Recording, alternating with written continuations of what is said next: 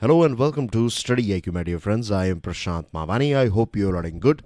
Today is 2nd July 2020. The day is Thursday. I would like to start today's discussion with this quote: "Don't give up, don't ever give up." And that's what I did this morning. Dear friends, I do understand that today's lecture is a bit late, and one of the main reason is I'm sure you have gone through my Telegram channel message that I was not able to record this lecture because there was a power failure in my area. So what I did this morning is I took this day as a challenge. When you start your day and when things are against you, it's very natural that we feel a little bit stressful and we feel like the whole day will be wasted. But I took it very positively, and the result is in front of you. Basically, I have gone through 15 articles this morning from various different newspapers, and this is how I utilized my time. So I picked the 7 best articles, in my opinion, which are best for your examination. So we have one article from Times of India. We have, in fact, 2 articles from Times of India. One from Telegraph, one from the Hindu, Hindustan Times, Tribune, Pioneer, and then I will take you through some news items. So, a very practical demonstration of don't give up, don't ever give up. With this, dear friends, the StudyIQ team has designed a smart course. This smart course is for Civil Services Examination. It covers both the pre and mains examination. And good news is that till 10th July, EMI option is also available. To find out more about it, all you have to do is download our mobile application. You can download the PDF of today's discussion from today's lecture from my Telegram channel. You can follow me on Facebook as well. Please make sure that you share this lecture with other students. Hit the like button if you have learned something from today's discussion. And please don't forget to subscribe to our YouTube channel. So let's crack on with Do It Like Vietnam. Vietnam is a small country in Southeast Asia. You can see on your screen the map of Vietnam. Capital is Hanoi, and as you can see here, this is a country that is sharing its physical boundary with China as well. On one side, you have South China Sea. Then you have a very important river. Its mouth is here in Vietnam. It's called Mekong River, and it's here. Ho Chi Minh City is here. So enough about Vietnam. So as far as map of Vietnam is concerned, now we are going to talk about some interesting things about Vietnam. Now the thing is, this country's population is somewhere around 97 million. And it's not one of the wealthiest country in the world. Just like India, it is a developing nation. The reason why we are talking Vietnam, or the reason why Vietnam is on our table today, is because Vietnam has done something extraordinary. Vietnam has seen only 355 coronavirus cases and 0 death. Can you believe it? 0 death. So the big question is, how? There are 2 things that Vietnam has managed very well. One is, of course, COVID-19, and the second thing is economy. And both these things are big lesson for our country as well as for the whole world. Now the thing is, if just imagine a country that has so far seen just 355 confirmed cases, and remember that this is a country that is sharing its land boundary with China. So, and most of Chinese industries and factories and things you find somewhere around this area here. So, it's quite natural, like people travel from China to Vietnam and Vietnam to China. But then as well, this country has done quite well. And because of this normal report or not big disruption in Vietnam, it received a huge amount of investment as well. You know, this is a country that was quick to return to normal. So because it was more likely normal throughout this whole episode of COVID-19 in our country and in other nations, most of these investors, they thought it is better to invest in Vietnam to make the most out of this. Whatever was missing in the supply chain, they tried to fill the gap with Vietnam, using Vietnam. So this is again a big achievement for Vietnam. Before lockdown, things were, I would say, very. I'm not. It's not 100% great as far as business is concerned, but Vietnam was doing quite well compared to India. I have some figures as well. Like if you go through mobile phone production, then Vietnam was behind us back in 2008, but at present Vietnam is far ahead of us. So it has done something right. It has done so many things right that it is attracting investment and people towards its economy. Asian Development Bank, our economy is going to be in, means that's what government of India is saying, somewhere around -5, -7. There are so many agencies, they are saying -7, somewhere around -5 to 7. But if you ask me, I would say it will be in double digit. We are going to contract at the rate of double digit. So I'm talking about -12 to -15, somewhere around this range. But I hope, right, I genuinely hope that I'm wrong here, because I don't want to see our country our economy to be in double digit negative growth rate. We want to see, of course, a positive growth rate, but this year it's not going to be positive, it's going to be negative. And this is for the world as well. World is going to be in red. But Asian Development Bank's GDP growth forecast for Vietnam this year is saying that Vietnam is going to be plus 4.1. We don't normally say plus, but here, just to clarify things, it's not, if it's written in red, it's not minus 4.1, right? Vietnam is going to be in positive zone. It's going to be 4.1%. So this is again phenomenal, and that's what HSBC nowadays calls Vietnam. It has given a new name to this country called Phenomenal Vietnam. So how it has minimized weaknesses and maximized strengths? That's a very good question, very important, profound question. So the first thing that we are going to see is its battle against COVID-19. Now, Vietnam is not a country that is having huge amount of medical facilities. It is not even average. It's somewhere, like India, not doing that great. Density of doctors, you can see 8 doctors per 1,000 people in Vietnam, marginally better than India. India is not doing that great here.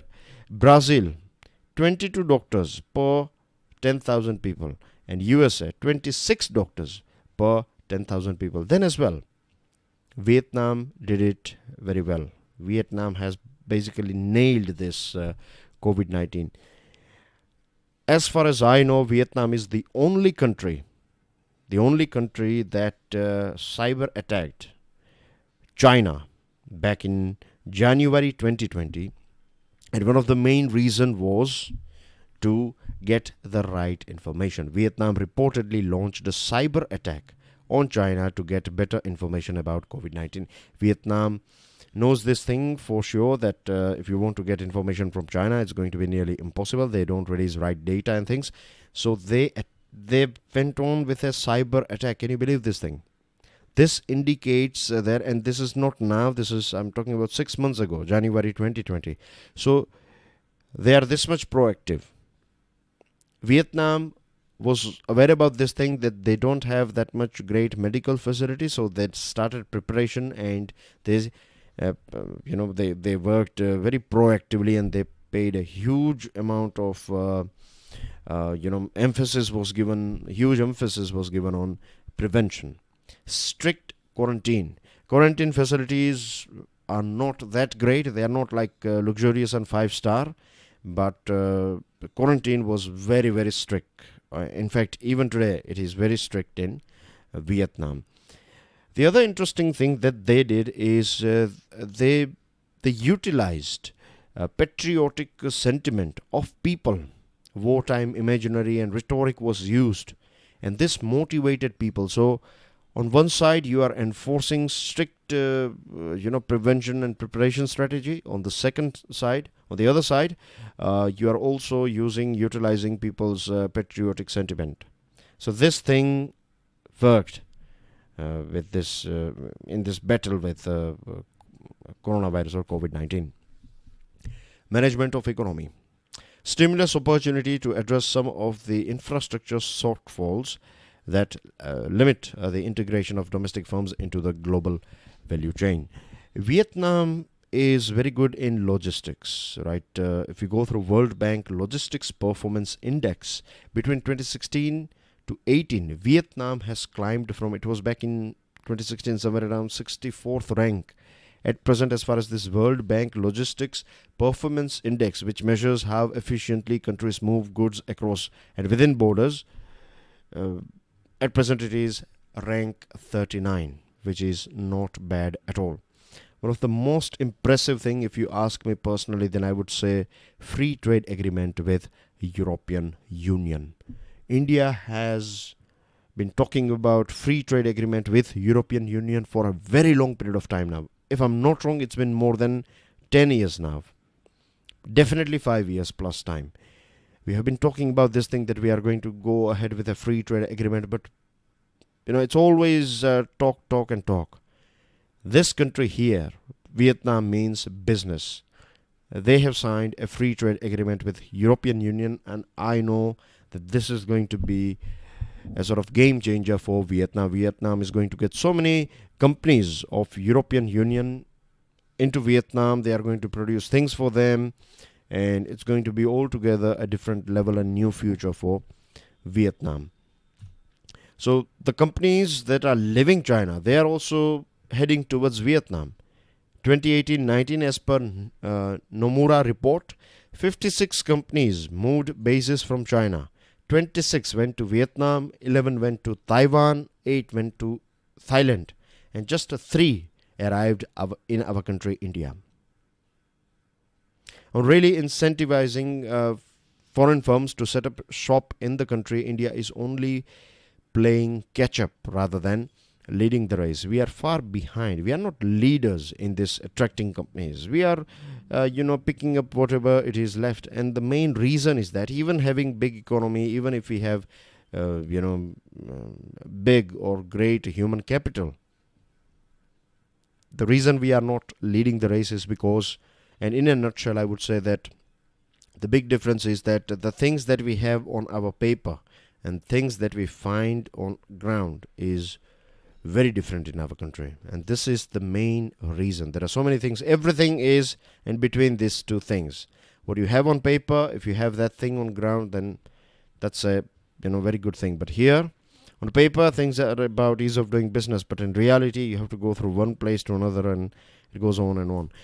Moving on to next item, it's about this custodial death, right? It's very sad, this whole Tamil Nadu father-son duo custodial death is very shocking, right? If you go through the details, then it's very, very, very shocking. Now, we have some more horrid facts coming out that a judicial magistrate informed Madras High Court. We are talking about judicial magistrate, a very powerful person. Judicial magistrate informed Madras High Court that he was intimidated by 3 police officers. Can you believe this officers, right?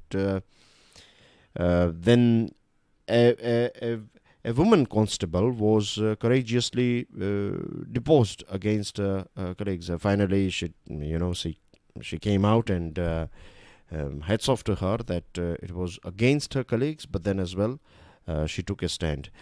Crucial CCTV footage has been erased. So basically, so far, if we go through this 3 things, then we can say for sure that the things, this police officers who are involved in this thing, of course, investigation is important, but they have done this thing with a purpose. And Madras High Court has ordered Tamil Nadu Police CBCID to immediately take on investigation. CBI is going to take over this investigation, but before that, if CBCID takes over, then at least we can protect all those remaining evidences, and we may be able to recover those CCTV footages and other things. Now, it's not just police officers here. Magistrate who robotically remanded the 2 grievously injured men to judicial custody. Then a government doctor who issued medical fitness certificates to this despite the injuries, and officials at in jail, where the father son endured a pain 48 hours. All these things, they highlight that the whole system here, in this case, I'm not saying about the whole country or Tamil Nadu. I'm talking about those things that are, those people and those hierarchies that are involved in this whole case. We can see that it's quite rot. We have one judicial case back in 1997 of D.K. Basu, which has clearly explained detention, arrest, and demand, the things that you need to work on, procedures, and everything. And what we find here is that these people, they have not followed any of those guidelines or those things that we find in this 1997 landmark judgment. So, what is the best way out? The best way is, or the thing that we expect all of us, is justice, of course, and the quicker it is, the better it is going to be. I have one more article on the same topic. It is very important that we go through some more facts here. Between 2001 to 2008 in our country, there are reported 1,727 custodial deaths in India. Out of this 1,727 custodial deaths, can you believe just 26 policemen are convicted so far? So conviction rate is a very important thing here. If you are an investigator, let's just imagine that if you are an investigator, then what you will find is that it is because of this conviction rate, which is quite low, that gives confidence to this type of police personnel to do this sort of things, isn't it? I'm not saying that every police personnel is criminal, not at all, right? We have so many great police officers and constables and this whole team, but unfortunately, right, we have this type of people as well. And it's not just police personnel, right? I would blame the system, and in system I would blame politicians as well, particularly Home Ministry of various different states as well as Union Home Ministry.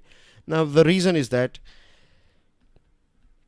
whoever becomes Union Home Minister or State Home Minister, right, he or she is in direct control of, he or she is the final boss of police in that particular state or our country. So no political party would like to give up this very powerful body or department, that is police department. They can do so many things using police. If you go back, if you see other countries, let's say UK. Now, of course, it's a democracy. They have parliament and everything, but their police personnel, right? Their whole police setup is very independent. They're not. If Prime Minister will call a police personnel and ask them to do something that is illegal, then the police personnel, even a constable, can clearly say no. Do you think you can do that thing here in our country? I don't think so. In 2006, Supreme Court's historic judgment, this is a very famous judgment in which the Supreme Court came out with this 7 police reforms, right? Unfortunately, we don't find this thing even today. There are few states, they have implemented 1 or 2 or 3 or 4, but as far as I know, we don't have any single state in our country that has implemented all 7 reforms that were suggested by Supreme Court back in 2007. So it's been 14 years now. This judgment has also said that every state should have a police complaints authority, but we don't have it. And those states, we have only handful of states who have implemented this particular order of Supreme Court, that we need to have this. Out of 7 reform, one is that we need to have this police complaint authority. It is also said that most deaths are not reported. This sort of custodial deaths are not reported. They are been termed as suicide or murder, etc. And dear friends, one of the reasons why we find this sort of thing in our country even today is because of this colonial hangover. Back in British Raj days, police used to treat Indian people as subjects, and unfortunately for many of them, even today, we are not citizens, we are subjects. And that's how, if we go through this sort of things, then we find that there are few people, right, they are still under, or the system, it's not the people, I would say the system is one of the main culprit is system that is under colonial hangover, and because of this thing we find its effect on people as well. So change the system and people will change as well. Idea of community-based policing, where community or civilians with police, right, they work together and then they have this policing. So this is something that is quite famous in various different parts of the world. We can do the same thing here. And the most important thing, if you want to change, if you want to see a big change, right, and then the only thing is 7 reforms, right? Implement all of them as they are. This is, if we do this thing, then I think our whole society will see a drastic change. So many things will end forever. Lacks on safety. And this is not the first time that we are talking about safety. Industrial disasters are getting quite common, and they are in fact quite common in our country because we don't take safety that seriously. And this is one of the main reasons that we find this sort of cases again and again in our newspapers. And this is something that means this safety related accidents are not just in any particular state. You find them every single state. Right, you find something and something. Like some few days ago there was a big fire in Gujarat. Now we find that big fire in a factory in Gujarat. Then we find today that Tamil Nadu and Andhra Pradesh, they had these 2 deadly industrial disasters, and 8 people, they lost their lives, and so many of them are injured. They are seriously injured. This indicates value of safety protocol, right? Do we genuinely pay enough attention to safety protocols? I think no. You can see it from our roads itself. Forget about the industry. Just look at our roads, right? If you see the roads, then from that itself you can judge like how safety protocols are going to be in our industries. On your screen you can see this boiler, right? Normally boilers are they are quite common, but they are very dangerous as well. If you don't maintain them properly, if this release mechanism is not working very well, then it's like a ticking bomb, to be honest. And we have this law that controls boilers, Indian Boilers Act, but it is all about, it's like a paper tiger. So the most important thing that I want you guys to think about, right, is that safety is all about culture. It's not about instruments. It's not about money, right? It's about culture. It's not like if you have money, then you will create safety protocols. Safety is investment, right? Just imagine those people who are seriously injured in this accident. Do you think their life is going to be normal ever again? They will be given some compensation, and that's what I hate this thing. Of course, we have to, but I genuinely don't like this. I utterly hate this thing that when something goes wrong, central government as well as state government will come out with this announcement and compensation for victims and next of kin and things. But just imagine if we spend the same money. If something has gone wrong, of course, give money, give compensation, that's fine. But don't make this thing a sort of repetitive thing. Use that money for designing safety protocols. Think safety. And I find that the reason why we don't find this sort of news in USA, in UK, in France, in Germany, in Australia and other countries is because they do this mock drills every month. Various different countries, they have this developed nations. They have this industrial world. They have their, weeks as well as their days. So there is a particular date depending on which industry you are. You may have once a week or once a month. But even in a normal office environment, they have this fire drill once a month. So what they do is the alarm will go on, and then people will, suddenly they have to leave their desk and everything. You don't even collect your phones, right? You just leave the office as quickly as possible, and then there is an assembly point where you have to gather. So that's what they do once a week or once a month. And this may look very funny to us, but this is, this is proactiveness. This is how it looks. So if we want to see ourselves as a very, a sort of industrial nation, that then safety, we need to look at safety from investment point of view. Safety is investment. It is not an expense. Then we have a very interesting article. It's based on this research by Vijay Ramesh. Vijay Ramesh is a doctoral student at Columbia University, and he says that between 2014 to 20, forest and land size nearly equal to Nagaland have been approved for diversion or is pending approval for infrastructure and developmental projects. So, can you imagine? In this 6 years, approval is given or is pending. Approved for diversion or is pending approval for infrastructure and developmental projects that will clear forest land size somewhere around or equal to Nagaland. So, can you imagine? One more interesting fact, and this is not fact by Vijay Ramesh, right? He's basically analyzing government data. So, from 1975 to 2014, X amount of forests were cleared. That X amount, let's say it is 100 square kilometer, right? So, just for your understanding and make it a bit easier, 100 square kilometer forest area was cleared between 1975 to 2014. Took this many years, right? Nearly what? 45 years, roughly speaking. And here you can see 40 years, I think. And here you see that just in 6 years, from 2014 to 16, 68% of this 100 square X amount or 100 square kilometer, so that is 68 square kilometer, is just cleared in this 6 years.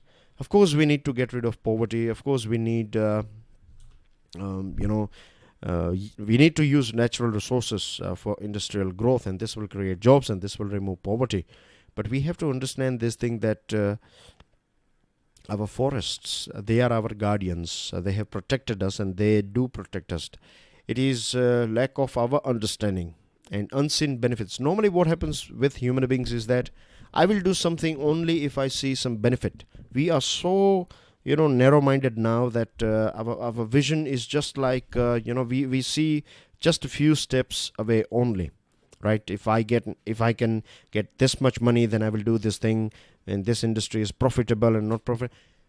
But there are a few things that will happen after 200 years. What you are going to do about means you will destroy this. You will start a chain reaction today, and the negative results will be faced by next generation. A latest report, and the first ever on India, that assessment of climate change over the Indian region. This report says that our nation's average temperature is going to touch 4.4 degrees Celsius by the end of 2100.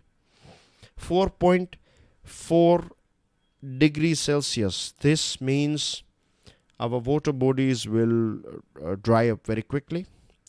This will impact our food, right? Too much of heat is also bad for wheat production. Wheat is a very temperature sensitive crop. So imagine the farmers of Punjab and Haryana and Uttar Pradesh. What will happen to them? Fresh water sources, ecosystem, biodiversity, our energy security, everything will jeopardize. So we have to learn this lesson. Forests are important. Forest can deliver economic benefits by mitigating the impacts of climate crisis.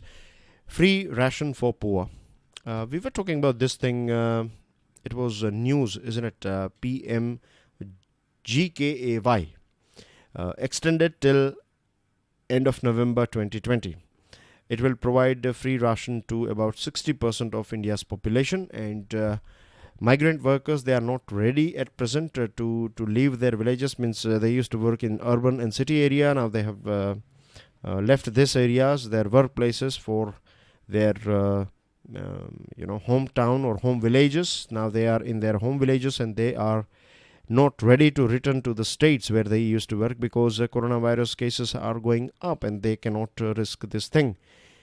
So this means they are looking for jobs at their native place, and the best thing that we should do is we have to make sure that in the sense the government has to make sure that their food security is protected, So this is going to be a very beneficial thing for their food security. Center for Monitoring Indian Economy has said that rural unemployment rate has fallen. It was 17.71%. Now it is 7.62%. So that's a good thing. And the reason is MG Narega. So many workers or this migrant laborers, they are finding jobs under MG Narega. And the government has said that it is going to release this One Nation, One Ration card by the end of March 2021. The deadline was June 2020, but government was not able to achieve it. But it is going to make it a bit more robust this time. 80 crore consumers, 5 lakh ration shops, and 5.4 crore tons of food grains per year needs meticulous planning and seamless execution to release its vast potential. So it's a good thing. And last line is that government is doing so many things for poor, but at the same time it should look after those lower middle class people as well. Right? They need a little bit of support from government. This article is suggesting that fuel price should be reduced, but I don't think so. Right? I think fuel price going a little bit up is going to be okay. Government this is easy source of revenue for government. So that's what I think. At present, the government needs money, so a little bit price going up, it's okay. People will travel less if they have to, right? And it will impact. It will be positive on pollution side as well. Okay, moving on. China's proxy warriors. Who are they? One is Nepal and one is Pakistan. China thought that India will do nothing, but India, very strong country, and I'm proud of our country that we retaliated, right? We gave a befitting reply to China, and now Xi Jinping is unleashing his proxies, and he's trying to open new fronts for us. Nepal started this cartographic war with India. Pakistan, do you know this thing that Pakistan has started moving 20,000 troops in Gilgit-Baltistan area here? And there are reports that Chinese army is going to have they already had this meeting with Al-Badr. Al-Badr is a terrorist organization, and Chinese army wants Al-Badr to execute more attacks in this part of our country. The reason why they are doing is they want to protect China-Pakistan economic corridor, right? They don't want to give this Aksai Chin area back to our country. Home Minister said that we are going to get it back one day, and China took it very seriously, and that's a good thing that they took this thing very seriously, because we are serious here. Terrorists' threat to iconic Taj Mahal hotel is also in news, and this Pakistan's ISI is getting up, and it is trying to send more these fidains into their infiltrators in our country. And this is the reason from last few days. Remember that we find this news. We have been discussing this news that terrorist we have killed so many, our forces, they have killed so many terrorists in Jammu and Kashmir, because they are trying again and again, but our forces are just hunting them down. And that's what we are going to do if they come, and if they think that they can come here and do terrorist attack, then those days are gone. Chinese strategy seems to be wearing us out on their strategy is to tire India, both sides, this LSC and LOC. And we find a very this unique bonhomie between Imran Khan and Prime Minister Oli of Nepal. Together they are saying bad things about India.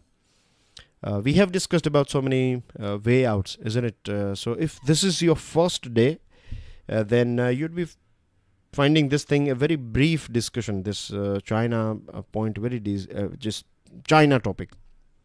So what I want you guys to do is, if this is your first day, then please make sure that you check out the 1st July 2020's English version of the Hindu analysis. There are so many points that I have discussed, and if you go through those points, then these points will make a sense for you.